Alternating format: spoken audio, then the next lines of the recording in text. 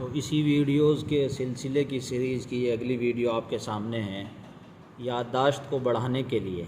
جی ہاں، جس کا حافظہ یعنی کمزور ہو یا اس کو بھول جانے کی عادت ہو تو اس کے لیے یہ عمل ہے۔ دیکھیے، جو شخص بھول جانے کا مریض ہو اور اس کی یادداشت کمزور ہو تو اس کو چاہیے کہ روزانہ کسی تشتری پر 5 مرتبہ، تشتری سے یہ سفید کلر کی ایک تشتری ہوتی ہے، وہ مراد ہے، اس کو ہم دکھائیں گے آگے۔ یہ عملیات کے سامان کے اوپر جو ویڈیوز کا سلسلہ چلے گا اس کے اندر ہم یہ سب چیزیں آپ کے سامنے پیش کریں گے کہ وہ تشتری کیسی ہوتی ہے اور کس طریقے سے اس پر یہ لکھا جاتا ہے، عملی طور پر اس کو کر دکھائیں گے وہاں۔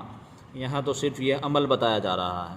تشتری پر 5 مرتبہ لکھیں، یاسین، یہ 5 مرتبہ لکھ کر پانی سے دھو کر پی لیا کریں۔ روزانہ یہ عمل کریں گے، انشاءاللہ قوت حافظہ میں اضافہ ہوگا۔